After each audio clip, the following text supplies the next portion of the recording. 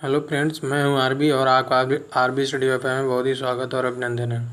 दोस्तों, आज हम आपके सामने ये जो सीईटी एनआरए ये जो होने वाली है इसके बारे में बात करेंगे और इसको हम विस्तार से जानेंगे कि ये क्या चीज़ है। सीईटी की परीक्षाएं जो होनी है वो कैसे होंगी, ठीक है, और जो इसके मेंस होने हैं वो किस तरह से होंगे।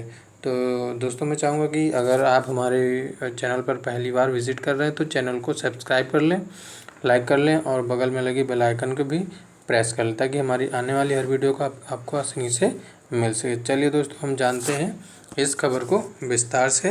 तो इसमें देखिए क्या है, ये जो सीईटी है, सीईटी के बाद भर्ती पूरी कराएंगे जो विभाग होंगे। अब विभाग क्या है कि एसएससी के क्षेत्रीय निदेशक ने कहा सीईटी एक तरह से छँटनी स्क्रीनिंग है, जैसे कि बहुत ही ज़्यादा मात्रा में जो परीक्षार्थी हो जाते हैं, ठीक है, तो वो उसको छँटनी करने का एक तरीका मात्र इसमें एसएससी के निदेशक ने बताया, ठीक है। चलिए इसमें हम बात करते हैं केंद्र सरकार की ओर से केंद्रीय सेवाओं में ग्रेड सी और डी की भर्ती में पहले चरण के लिए कॉमन एलिजिबिलिटी टेस्ट सीटी का ऐलान किया गया है। सरकार की ओर से इसके लिए एक राष्ट्रीय भर्ती एजेंसी एनआरए के गठन की घोषणा की गई, ठीक है।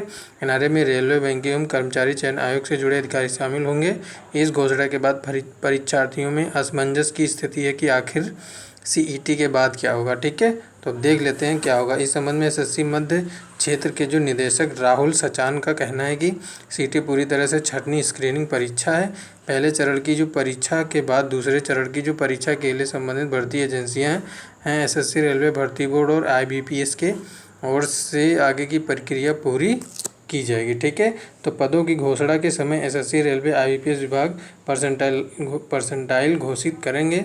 इसी के आधार पर सीईटी में अंक पाने वाले अभ्यर्थी सीजीएल, बैंकिंग अथवा रेलवे की अमुक परीक्षा के लिए आवेदन कर सकेंगे। और अब देखते हैं इसमें कि किस किस स्तर पर जो परीक्षा होनी है, जो सीईटी होनी है वो कैसे होगी, ठीक है। तो इसमें अगर हम देखें कि दूसरे चरण और आगे की परीक्षा एसएससी, रेलवे, बैंकिंग भर्ती बोर्ड करानी होगी। इसमें स्नातक, हायर सेकेंडरी एवं मैट्रिक स्तर के लिए साल भर में 2 बार परीक्षा कराई जाएगी। सबसे महत्वपूर्ण जानकारी यही है कि जो ये परीक्षा है ये साल में 2 बार कराई जाएगी, ठीक है। तो एनआरए की ओर से सीईटी ऑनलाइन होगी, ठीक है। केंद्रीय सेवाओं के लिए एक परीक्षा के लिए जो है आयोजित किए जाने से देश भर की अलग अलग एजेंसियों की ओर से होने वाले पहले चरण की जो परीक्षा से छात्रों को छूट मिलेगी, वह एक परीक्षा देकर सभी भर्ती बोर्डों की परीक्षा देने से बच जाएंगे।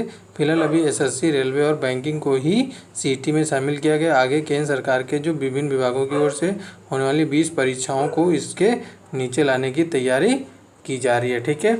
और आगे जो महिलाओं को दूर जाने से मुक्ति मिलेगी, ये भी जो है इसमें शामिल किया गया है कि उनको खुद का जिला केंद्र मिल सकेगा, ठीक है। बार बार जो परीक्षा फीस जमा होती थी उससे भी मुक्ति मिल जाएगी, ठीक है।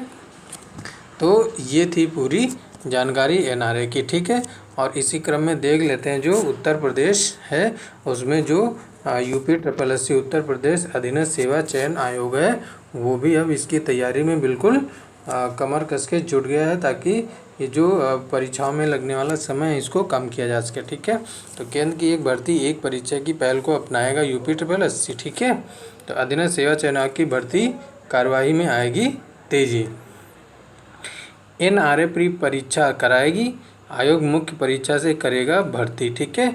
आयोग जल्द बैठक कर केंद्र की पहल अपनाने को करेगा विचार। चलिए देखते हैं। तो इसमें जो एनआरए के जरिए भर्ती प्रक्रिया को आगे बढ़ाने की पहल स्वागत योग्य है। आयोग भी इसी प्रक्रिया पर आगे बढ़ रहा था, ठीक है, और शासन को प्रस्ताव भेजा था। केंद्र की पहल से भर्ती प्रक्रिया में तेजी आएगी और आयोग को बार बार परीक्षा नहीं करानी पड़ेगी, ठीक है। तो ये थी ये कहा है प्रवीर कुमार जो चेयरमैन है यूपीएससी के, ठीक है। और इसमें देख लेते हैं कि जो पूरी खबर है वो क्या है। उत्तर प्रदेश अधीनस्थ सेवा चयन आयोग, ठीक है। तो ये एक उत्तर प्रदेश राज्य का एक आयोग है, ठीक है। अराजपत्रित पदों पर भर्ती के लिए केंद्र सरकार की एक एजेंसी एक परीक्षा, ठीक है, एक पहल को अपनाने की तैयारी कर रहा है। इससे प्रदेश में समूह ग के पदों की भर्ती प्रक्रिया में तेजी लाने की संभावना। आयोग इसी महीने बैठक में इस पर विचार विमर्श शुरू कर सकता है, ठीक है। प्रदेश में अराजपत्रित पदों में समूह ग के समस्त पदों की भर्ती कार्यवाही अधीनस्थ सेवा चयन आयोग द्वारा की जाती है।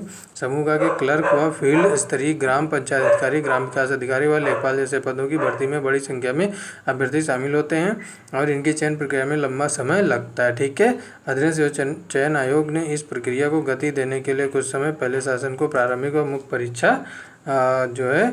परीक्षा का प्रस्ताव भेजा था। इस पर निर्णय लंबित है। अब केंद्र सरकार की नई भर्ती प्रणाली के ऐलान से यूपीएससी की मुश्किल आसान हो जाएगी। राज्य को लंबित प्रस्ताव पर अलग से बढ़ने की जरूरत नहीं होगी, ठीक है। इसका मतलब है यूपीएससी भी इसी प्रक्रिया के अंतर्गत अपनी प्री परीक्षा करवा लेगा, ठीक है। आयोग के वरिष्ठ अधिकारी ने बताया कि इस नियमों में प्रदेश के समूह के पदों पर भर्ती के इच्छुक अभ्यर्थियों को राष्ट्रीय भर्ती एजेंसी की समान पात्रता परीक्षा सीटी में शामिल होने का प्रावधान करने की जरूरत होगी, बस, ठीक है। इसके बाद आयोग को रिक्त पदों पर अंतिम चयन के लिए केवल मुख्य परीक्षा ही करानी पड़ेगी और इसी की जरूरत पड़ेगी। आयोग राष्ट्रीय भर्ती एजेंसी की परीक्षा में भाग लेने वाले अभ्यर्थियों को रिक्त पदों की संख्या के हिसाब से तय अनुपात में मुख्य परीक्षा में शामिल होने की अनुमति दे सकेगा, ठीक है। तो इसका मतलब है यूपीएससी को सिर्फ मुख्य परीक्षा कराना ही पड़ेगा, जिससे भर्ती प्रक्रिया आसानी से हो जाएगी, ठीक है। तो मुख्य परीक्षा से ही अभ्यर्थियों का चयन हो जाएगा। इससे आयोग भर्ती की कार्यवाही तेजी से आगे बढ़ा सकेगा। अभ्यर्थियों की को यह भी आसानी होगी कि उन्हें प्रारंभिक परीक्षा अपने जिले में ही देने का मौका मिलेगा। साथ ही बताया गया कि समूह ख के अराजपत्रित पदों के बारे में राज्य लोक सेवा आयोग निर्णय करेगा। तो दोस्तों ये थी आज की महत्वपूर्ण खबर, ठीक है, जो कि सभी अभ्यर्थियों को इसका बहुत ही बेसब्री से इंतजार है कि ये कितनी जल्दी अब प्रक्रिया ज़मीनी स्तर पर देखने को मिलेगी या फिर जुमला ही साबित होगी। तो चलिए मिलते हैं नेक्स्ट वीडियो में, और यदि आपने नहीं सब्सक्राइब किया तो सब्सक्राइब कर लो और ऑल बेल नोटिफिकेशन को भी दबा लीजिए, ठीक है। तो चलिए मिलते हैं नेक्स्ट वीडियो में। जय हिंद, जय भारत।